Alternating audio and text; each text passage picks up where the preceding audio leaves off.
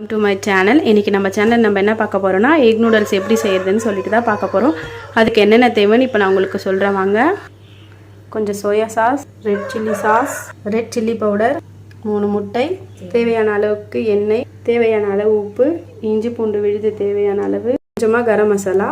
இன்னைக்கு நான் 500 gram noodles கடையில் வாங்கி எடுத்து வேக வச்சு வச்சிருக்கேன். இதை லைட்டாக சுடு தண்ணி காய வச்சு 2 ஸ்பூன் எண்ணெய் ஊற்றி கொஞ்சம் உப்பு போட்டு வேக வச்சு எடுத்துக்கோங்க. 5 நிமிஷத்துலேயே வெந்துடும். கேரட், வெங்காயம், கேப்சிகம், பீன்ஸ், பச்சை மிளகாய். இப்போ கடாய் நல்லா காஞ்சிச்சு, தேவையான அளவுக்கு எண்ணெய் ஊற்றிக்கலாம். எண்ணெய் நல்லா காஞ்சிச்சு, பச்சை மிளகாய் போட்டுக்கலாம். வெங்காயம் நல்லா வதக்கிக்கலாம் எண்ணெயில். சும்மா வெங்காயம் வதங்கிறதுக்காக உப்பு போட்டுக்கலாம். வெங்காயம் கொஞ்சம் இந்த மாதிரி வதங்கியிருக்கும் போதே இஞ்சி பூண்டு பேஸ்ட் ஆட் பண்ணிக்கலாம். கொஞ்சம் அந்த பச்சை வாசனை போகிற அளவுக்கு நல்லா எண்ணெயிலே வதக்கிக்கலாம். இப்போ பாருங்கள், வெங்காயம் நல்லா வதங்கிடுச்சு. அதே நம்ம கேப்சிகம் போட்டுக்கலாம். அப்புறமா கேரட் போட்டுக்கலாம். அப்புறமா பீன்ஸ் போட்டுக்கலாம்.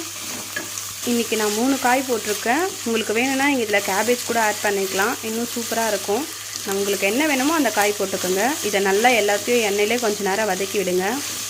1 டேபிள் ஸ்பூன் அளவுக்கு கரம் மசாலா, காரத்துக்கு ஏற்ப மிளகாத்தூள்.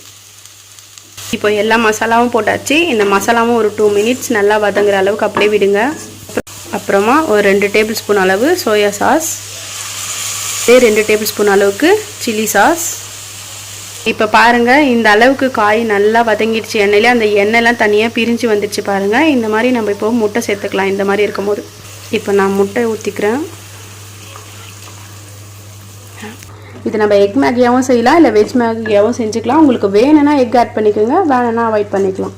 இந்த மாதிரி ஸ்டேஜில் நம்ம வச்சுருக்க நூடுல்ஸ் எல்லாம் போட்டுக்கலாம்.